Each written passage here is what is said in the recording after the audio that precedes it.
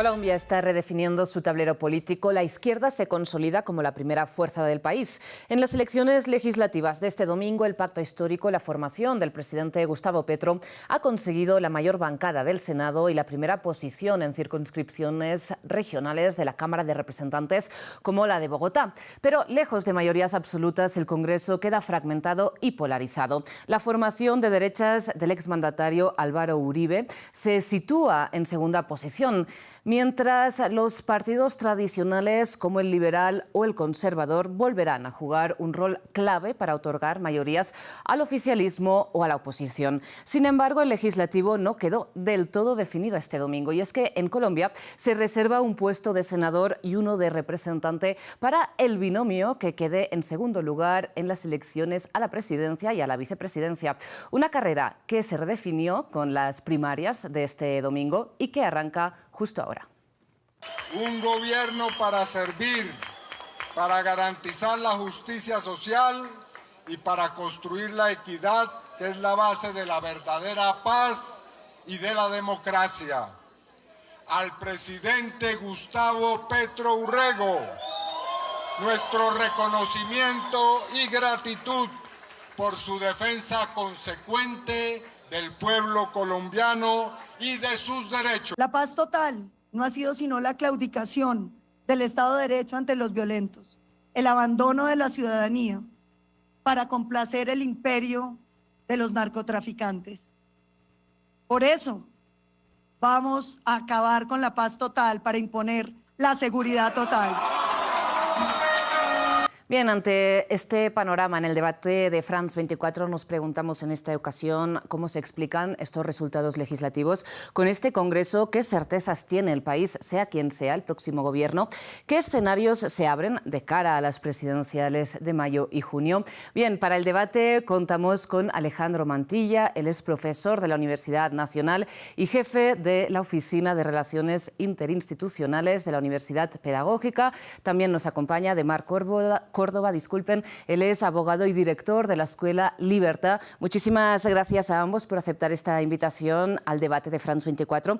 Antes de entrar precisamente a debatir, les recuerdo a ustedes que, si bien ya saben que pueden repetir este y todos los programas de France 24 en nuestro canal de YouTube y también en nuestra página web, ahora pueden volver a escuchar el debate en formato podcast a través de las principales plataformas de streaming de audio. Son las que ven en estos momentos en sus pantallas. Ahora, Alejandro, Demar, me gustaría darles la oportunidad a ambos de hacer un breve análisis de los resultados para que cada uno de ustedes siente un poco la posición política con la que parten en este debate. Alejandro.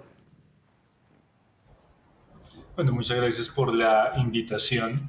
Creo que los resultados reflejan un régimen político en una continua transformación, donde los partidos políticos con mayor claridad ideológica tienden a consolidarse. No es gratuito que sea, digamos, la izquierda del pacto histórico la que sea hoy la primera fuerza electoral en el país, seguida del Centro Democrático, el partido que encabeza el expresidente Álvaro Uribe, dos fuerzas que reflejan, digamos, los dos campos más claros ideológicamente en el debate público.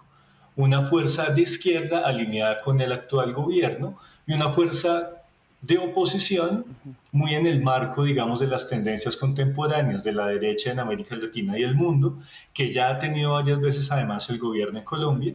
Y por otro lado, además, una serie de fuerzas políticas muy ligadas al poder político tradicional, con una gran capacidad, digamos, de movilizar sus capacidades regionales. Y en tercer lugar, una suerte de centro político que sale muy golpeado en las elecciones del día de ayer. Entonces, para mí, la principal lección de las últimas elecciones es el fortalecimiento de los procesos políticos con mayor claridad ideológica, seguidos por estructuras políticas que tienen una gran capacidad de movilizar su poder político a escala regional, por supuesto con proyección regional y nacional. Y por último, insisto, un centro que parece que en ese juego de dos polos tiende a menoscabarse y a debilitarse conforme lo vimos en los resultados de ayer. Bien, enseguida entraremos a profundizar en estas claves que Alejandro está ofreciendo, pero antes, Demar, ¿le gustaría hacer también su lectura general de estos resultados? Sí, me gustaría anotar lo siguiente. Lo que ha hecho el gobierno de Gustavo Petro es aprovechar enormemente la capacidad de influencia que ha logrado a través de cuantiosos contratos para llegar a un proceso electoral donde hubo demasiado dinero de por medio. Solamente el Estado colombiano durante el mes de enero, antes de la entrada de ley de garantías, que impide que haya contratación directa por parte del Estado en momentos electorales, gastó casi 36 billones de pesos juntando entidades territoriales y el mismo Estado. Y de manera directa el Ejecutivo destinó casi 14 billones de pesos que veo que fueron muy bien aprovechados por el PAC. Ha hecho plata con los impuestos de los colombianos a través de un derroche escandaloso de parte del gobierno socialista de Gustavo Petro. Y efectivamente coincido con el profesor Alejandro en la medida en que, claro que las dos fuerzas, tanto la derecha como la izquierda, son los que se disputan el poder y el centro quizá puede quedar no tan bien parado, pero el centro lo tiene en este momento la fuerza de Paloma Valencia con Juan Daniel Oviedo, que logró una votación importante, más de 1.200.000 votos el día de ayer, y Paloma Valencia, sin lugar a dudas, que barrió en las consultas interpartidistas ayer en total su consulta con casi 6 billones de votos. Entonces yo creo que aquí lo que estamos viendo es un fenómeno de péndulo, de hecho que se ha mostrado en toda Latinoamérica, donde faltará a lo sumo 2 o 3 países por girar hacia la derecha, y es lo que estamos viendo un claro retorno a la derecha en Colombia en estos momentos, después de este resultado electoral, que si bien le otorga una ventaja, digamos, mínima realmente al pacto histórico de Gustavo Petro en el Congreso de la República, no parece así sea de cara a las presidenciales. Claro, muchos elementos también que profundizar, Demar, en su análisis. Para empezar con alguno de ellos, usted señala, Demar, que Paloma Valencia, para contextualizar un poco a nuestra audiencia de fuera de Colombia, ella será la candidata a la presidencia de la derecha. En particular, ella proviene del Partido Centro Democrático, pero representará una coalición más amplia de partidos de derecha. Este Partido Centro Democrático, la formación a la cual ella pertenece directamente es la del expresidente Álvaro Uribe, recordemos, expresidente de aquí de Colombia. Este partido, si bien se llama Centro Democrático, Alejandro, ¿representa el centro ideológico en Colombia? Centro Democrático no es más que una copia de un partido que apareció en la transición española después de la muerte de Franco, que intentó canalizar parte de la derecha tradicional española.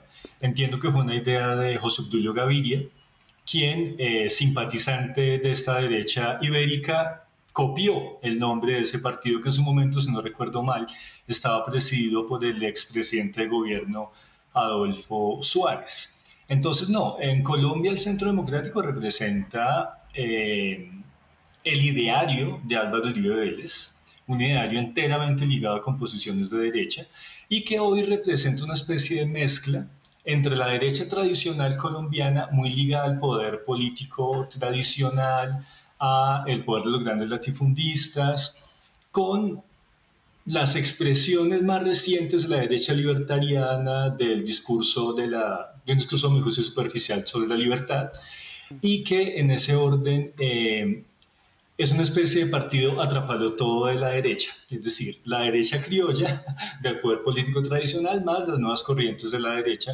importadas del libertarianismo.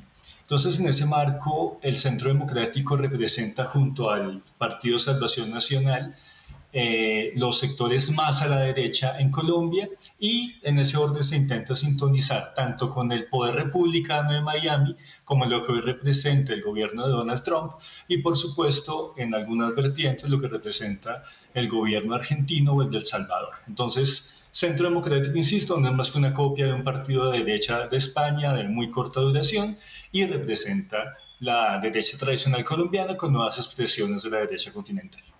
Bien, solo para hacer un apunte nuevamente, disculpen, no quisiera ser pesada e interrumpir este debate, pero quisiera aportar contexto a nuestra audiencia que nos ve desde fuera de Colombia. Esta formación Salvación Nacional es una lista que finalmente ha recibido pocos apoyos, por poco ha superado este umbral para tener representación parlamentaria, si no me equivoco tiene 3 senadores, es la lista en la que se apoyaría la candidatura presidencial del candidato de extrema derecha Abelardo de la Espriella. Pero más adelante quizás tenemos tiempo de hablar un poco de las perspectivas de cara a la presidencia. Pero Alejandro mencionaba también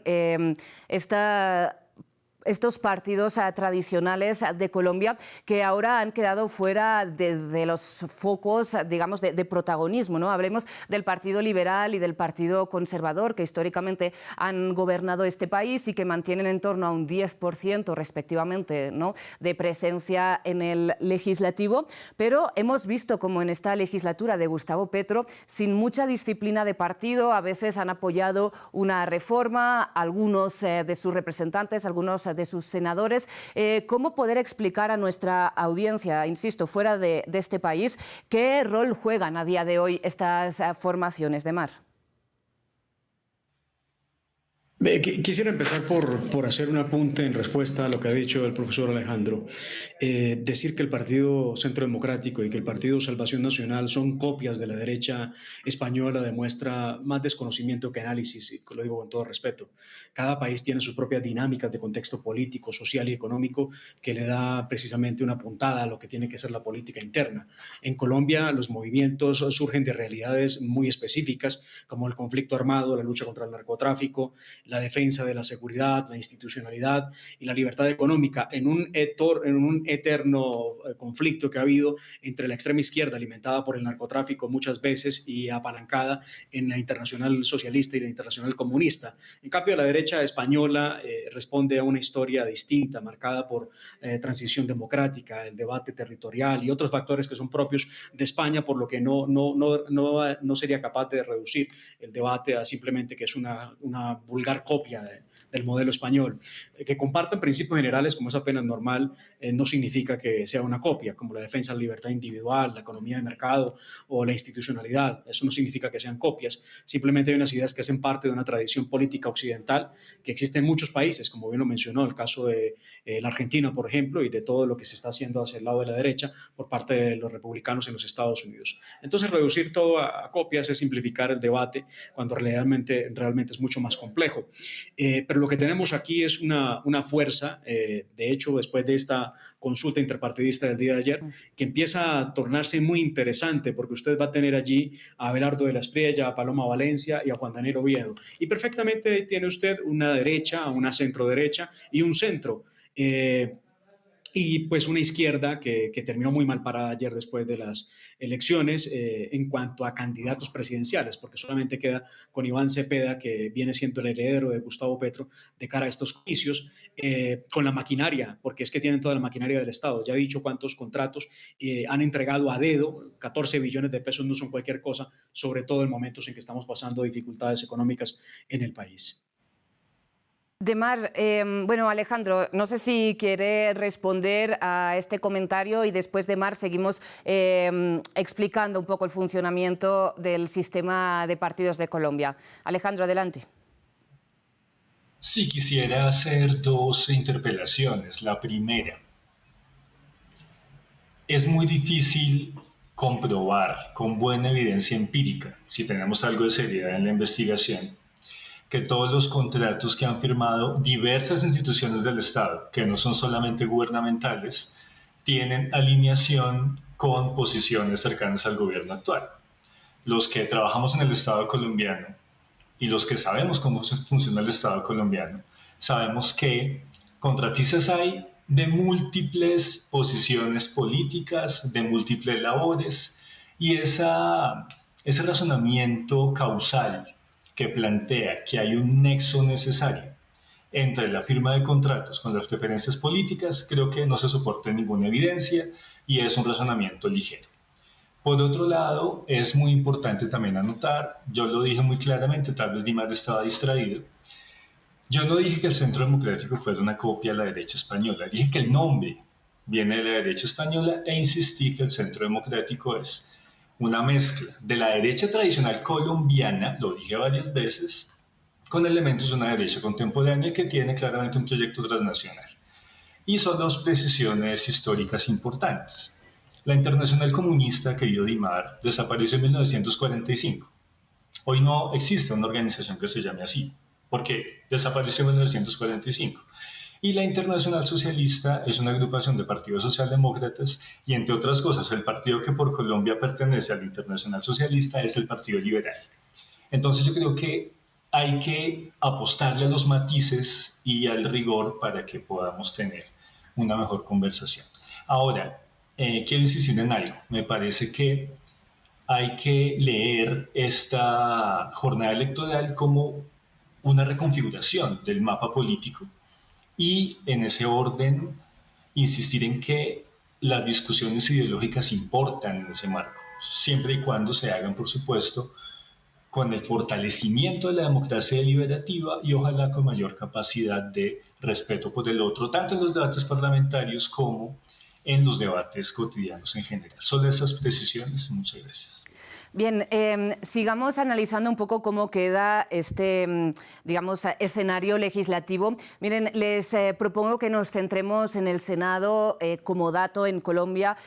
Como ya apuntábamos al inicio, el Senado tiene más peso político que la Cámara de Representantes, a diferencia de en otros sistemas donde el legislativo también es bicameral. Y en Colombia el Senado se elige por circunscripción nacional, a diferencia de la Cámara, donde la circunscripción es regional y por lo tanto podríamos entrar en un análisis mucho más profundo con lógicas regionales e incluso más personales. Por lo tanto, volviendo al Senado, donde la izquierda alcanzó, ¿no?, la bancada más mayoritaria, controlando prácticamente este pacto histórico, un cuarto de la Cámara, 25 senadores, un aumento de 5 respecto a los que contaban en la anterior legislatura, unos resultados que ellos atribuyen a la agenda progresista impulsada por el gobierno de Gustavo Petro. Usted, Demar, ¿cómo entiende este aumento del pacto histórico en el Senado?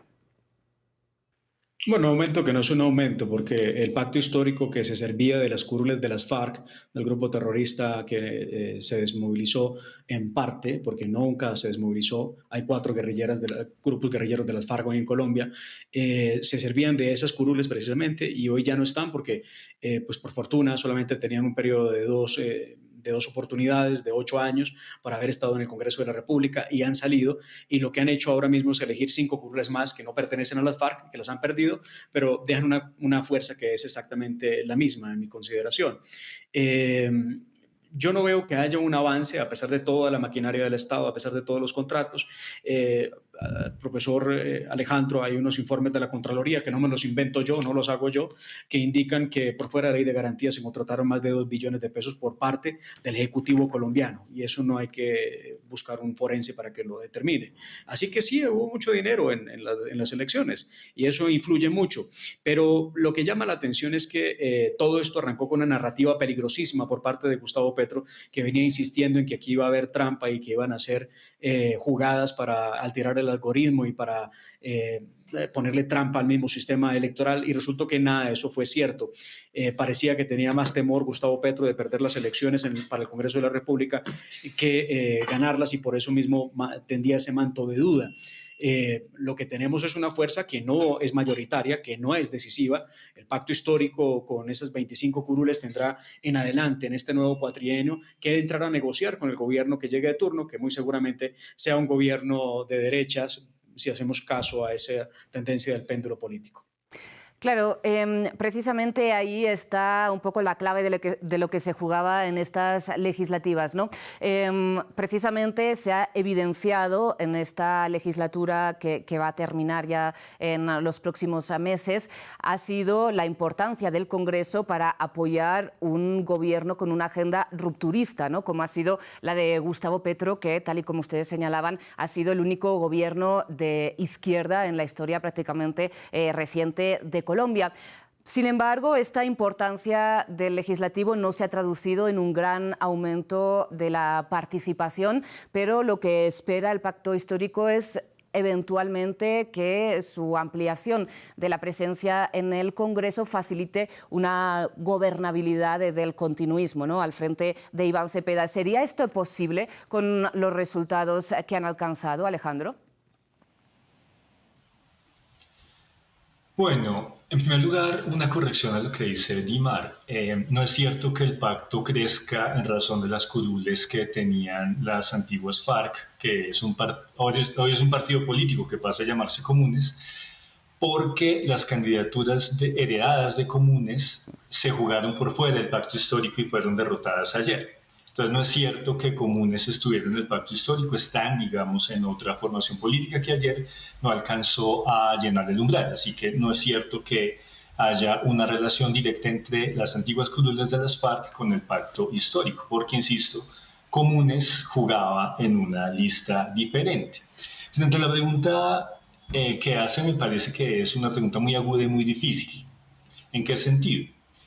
Iván Cepeda Castro puntea todas las encuestas desde hace varios meses y aunque el escenario de ayer seguramente cambia algunas preferencias políticas, la ventaja que tiene Iván Cepeda frente al segundo en opinión, que ha sido tradicionalmente Abelardo del Espriella, es una ventaja muy amplia.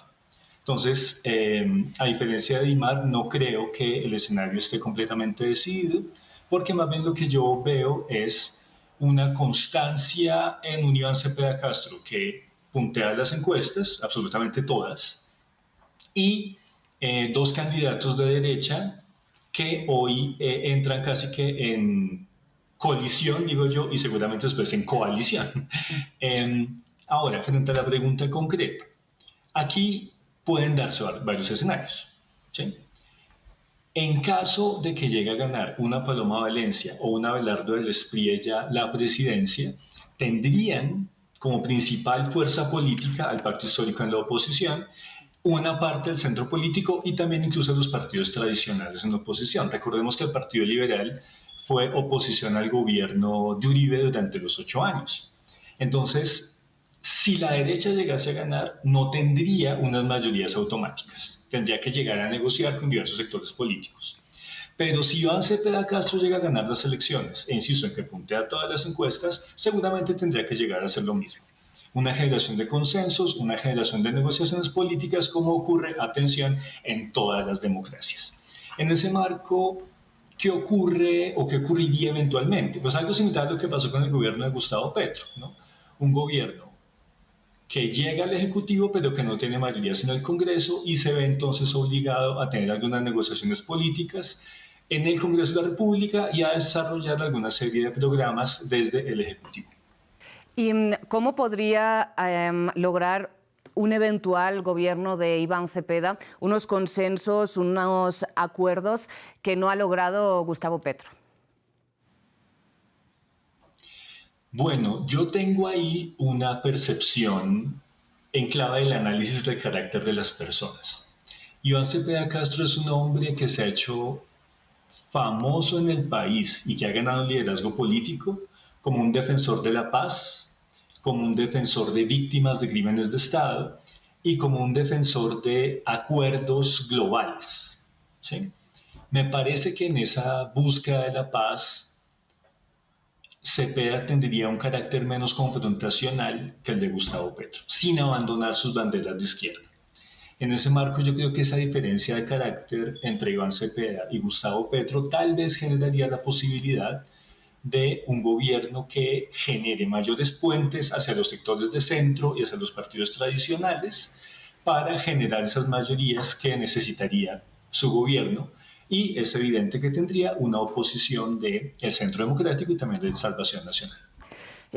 Solo para insistir, porque perdonen si me estoy obsesionando con este tema, pero me preocupa que nuestra audiencia fuera de Colombia esté pudiendo seguir este debate. Iván Cepeda es el candidato del Pacto Histórico, la formación del actual presidente Gustavo Petro, a la presidencia en Colombia. Constitucionalmente no puede Gustavo Petro optar a la reelección. Bien, dicho esto, Demar, le quisiera pedir su reacción a un comentario que ha hecho Alejandro. Ha dicho que el candidato de la extrema derecha, Abelardo de la Espriella, y la candidata de la derecha, Paloma Valencia, ahora entran en una colisión, pero más adelante podrían convertirla en coalición. ¿Usted ve una diferencia programática entre estos dos candidatos?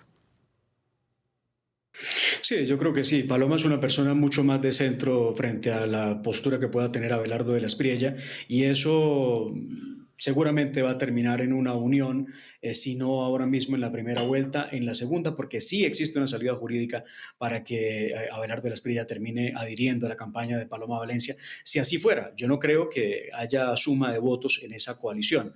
Más bien creo yo que de uno de los dos terminará decantado, y en segunda vuelta el que termine decantado, termine por fuera de esta primera, terminará apoyando pues a Paloma, o viceversa, Paloma a Abelardo de la Espriella. Porque sí considero que el país está cansado de ver 4 años de absoluto desgobierno, con un desempleo brutal, donde hemos pasado de 3.200.000 o de 3.300.000 personas ocupadas a 2.300.000 que ganan un salario mínimo. Hemos visto unos hechos de corrupción brutales, como el de la Unidad de Gestión del Riesgo, donde el gobierno de Gustavo Petro se apropió de más de 2 billones de pesos, gente muy cercana a Gustavo Petro que está en la impunidad, y que personajes como Iván Cepeda, que se dice defensor de derechos humanos, no dice una palabra, guarda prudente silencio. Y es que me llama la atención el doble discurso, porque resulta que cuando hablan de derechos humanos solamente hablan de los derechos humanos de sus amigos, pero por ejemplo jamás se manifestaron en contra de una dictadura oprobiosa como la de Nicolás Maduro en Venezuela, a quien catalogaron como su amigo y socio estratégico en Latinoamérica. Entonces yo sí creo que va a haber, obviamente, y coincido en eso con el profesor, que tiene que haber una coalición entre esas dos fuerzas, seguramente con Oviedo de por medio, que me parece un interesantísimo ejercicio. Oviedo, con 1.200.000 largos votos en esta consulta, se ubica como una verdadera opción de centro, inclusive dejando muy mal parado el centro que representa un hombre como Sergio Fajardo. Bien, Oviedo, también para insistir, perdón, sería la fórmula a la vicepresidencia de Paloma Valencia, ¿no? Era también uno de los candidatos de esta consulta de derecha. Él fue exdirector del DANE, del organismo que gestiona las encuestas, las estadísticas públicas en Colombia, y recibió mucha atención mediática últimamente, precisamente por haber recibido una agresión verbal del candidato Abelardo de la Espriella. Me pregunto, Alejandro, ¿cómo podría eventualmente un gobierno que fuera heredero de Gustavo Petro gestionar quizás la gran deuda, ¿no?, que dejaría este gobierno, que es el de la paz total? Precisamente fue la promesa que resonó en todo el mundo, ¿no?, del mandatario que ahora ya va a acabar su mandato, y precisamente era su pasado exguerrillero el que él utilizaba, ¿no?, como bandera para decir: yo sé cómo gestionar estos conflictos. ¿Qué ha pasado con esta deuda? ¿Cómo Iván Cepeda la podría gestionar? Colombia ya experimentó la guerra total. Ayer lo dijo Paloma Valencia, dijo: vamos de la paz total a la seguridad total. Pero hay 2 detalles, eso ya se intentó. Eso fueron 8 años del gobierno de Álvaro Uribe Vélez. E incluso durante el gobierno Santos, mientras había negociaciones de paz, esas negociaciones se dieron en el medio de la guerra. Y luego, en el gobierno de Iván Duque, discípulo predilecto de Álvaro Uribe, continuó la política de guerra. Entonces, lo primero que hay que anotar ahí es que la idea de que la paz total fracasa y que podemos volver a una política de seguridad total, o de seguridad democrática, o de guerra total, cabe advertir que eso ya se ha intentado y ha fracasado. Y lo único que nos ha traído es una profundización de las crisis humanitarias. Y lo segundo que hay que advertir, lo decía una gran periodista colombiana, María Teresa Ronderos, hace un par de días: En Colombia tenemos problemas de seguridad graves en este momento en algunas regiones. Y esa es una gran diferencia que ocurrió en la primera década del siglo en Colombia. En la primera década del siglo en Colombia tuvimos un brote de violencia en todo el país. Hoy tenemos un grave problema de seguridad, pero un poco más localizado en algunas regiones. El suroccidente colombiano, la frontera con Venezuela, el Magdalena Medio, que es un poquito en el centro hacia el norte del país. Y yo creo que eso también revela que el discurso de la seguridad que posicionó al presidente Álvaro Uribe a inicios de siglo, hoy es un discurso que puede ser menos atractivo. Además, porque los índices económicos no van tan mal. Y yo ahí no estoy de acuerdo con mi panelista, con mi copanelista. Hoy tenemos el desempleo más bajo del siglo. Hoy tenemos el desempleo más bajo del siglo. Y eso también refleja, digamos, cambios en la sociedad colombiana. Para responder sus preguntas después de este rodeo, Colombia tiene que buscar una ruta de seguridad que no abandone por completo la solución política. Me explico. La guerra total fracasó. No nos llevó a ninguna parte. Nos llevó a violación de derechos humanos, a muerte y a desplazamiento forzado. La propuesta de paz total también fracasó, y eso hay que decirlo, con todas las letras. Hoy necesitamos pensar una apuesta de seguridad y de paz como dos cosas que no se contraponen, sino que pueden complementarse. Es decir, una apuesta de solución política del conflicto, una apuesta de sometimiento a la justicia de algunos bandidos y también de un Estado que pueda garantizar seguridad con respeto a los derechos humanos. Demar, ¿cuál es su visión? Mire, yo creo que, y en eso creo que es tan grosero el tema de la paz total que es imposible defender el asunto y qué bien que el profesor lo trae a colación. Gustavo Petro es un fracaso absoluto en tema de la famosa paz total y lo es, profesor. Colombia, en el gobierno de Álvaro Uribe Vélez, experimentó el mayor crecimiento económico en la historia reciente del país. Llegamos a tener una economía que llegaba al 8% crecimiento en momentos en que Oscar Iván Zuluaga era su ministro de Hacienda. El expresidente Álvaro Uribe Vélez dejó menos de 49.000 hectáreas de coca sembradas. Oiga esta cifra, año 2010. Uribe dejaba esa cantidad de coca sembrada después de una lucha frontal contra el narcotráfico. Logró acorralar las guerrillas y reducirla a su mínimo histórico durante 8 años de confrontación directa a los terroristas de las FARC y del ELN que tanto han romantizado Iván Cepeda, Gustavo Petro y demás camaradas. Ahora, hoy, ¿qué tenemos en Colombia? Tenemos 350.000 hectáreas de coca sembradas con más de 2.600 toneladas métricas de cocaína que se exportan en un 70% a los Estados Unidos. Hoy Colombia es un narcoestado como nunca antes en la historia. Le faltó Iván Duque, beligerancia, capacidad para poder atacar el narcotráfico. Y si la paz total de Petro realmente trae paz, quisiera poder entender por qué razón desde que Gustavo Petro es el presidente de Colombia, hemos documentado nosotros en Fundación Escuela Libertad una cantidad importante, 307 masacres en la famosa paz total de Gustavo Petro.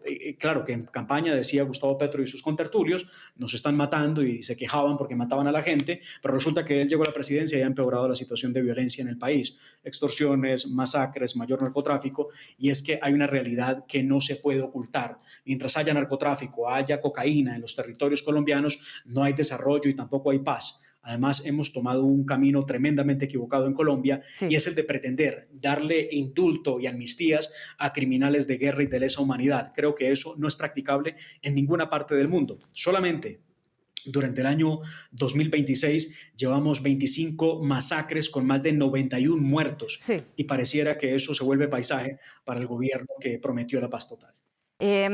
Demar, Alejandro, nos estamos quedando sin tiempo. Solo antes de ir terminando quisiera aclarar que Oviedo todavía no es oficialmente, y quizá no lo sea, la fórmula vicepresidencial de Paloma Valencia. Simplemente es una intención que ambos han comentado, pero que no se ha oficializado.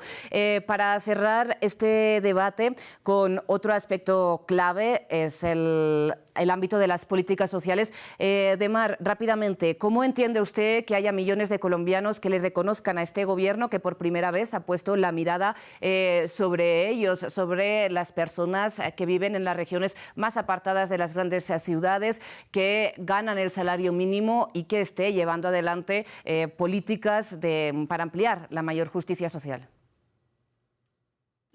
Mire, ellos hablan de justicia social y no es más que un sainete, una verdadera farsa. De hecho, para la víspera electoral de la nada, después de haber dicho que era imposible mantener un precio de gasolina barato, lo ha bajado 1.000 pesos. Colombia paga casi, mientras Estados Unidos un galón de gasolina vale 2,80, 2,90, estamos hablando de 12.000, 11.000 pesos y Colombia vale 16.000 pesos. Pero Petro, sabiendo perfectamente que venía una época electoral, pues simplemente de un mes a otro mes ha logrado bajar 1.000 pesos el precio de la gasolina, aun cuando el precio récord del petróleo se está viviendo en más de $120 el barril, lo que son medidas altamente populistas. También fijó un aumento del salario mínimo en 23,7%, teniendo efecto sobre la inflación de manera inmediata para el mes de enero, lo que ha producido despidos. Sí. Por lo menos las agencias de hotelería y turismo en Colombia han reportado cómo se han perdido empleos, pero también tenemos promesas falsas como la de bajarle el salario a los congresistas, que supuestamente serán realidad después del mes de julio, cuando llegue el nuevo Congreso de la República. Ya se acordará usted de mí, esto no va a ocurrir, evidentemente, pero todos son medidas populistas para poder tener alguna posibilidad o ámbito de manejo. Además, quiero recordar también que en la consulta interpartidista en la que participó Cepeda, votaron por él algo así como 1.500.000 y tantas mil personas, en tanto que en esta consulta en la que participó Paloma Valencia con otros 8 precandidatos, Paloma Valencia pues tiene el favor de más de 3 millones de votos por ella, y es una consulta que casi logra los 6 millones de votos, lo que me hace pensar que ese discurso alrededor de la justicia social no es otra cosa que discurso de lucha de clases que no tendrá ningún efecto realmente. La gente se ha dado cuenta que esto ha sido un verdadero sainete y pues obviamente no ha calado. Nos quedamos sin segundos, Alejandro. Solo por un poco de equivalencia le doy 2 palabras de verdad. Muchas gracias. El gobierno de Gustavo Petro ha logrado romper los récords de compra de tierras para comunidades campesinas, indígenas y afro en una de las sociedades con mayor desigualdad en la distribución de la tierra. Es un gobierno que impulsó una reforma laboral que mejoró la situación de las personas que hoy trabajan en el país. Sí. Alejandro. Curiosamente, a propósito del salario mínimo, generó un alza importante del salario mínimo que fue defendida por Paloma Valencia recientemente.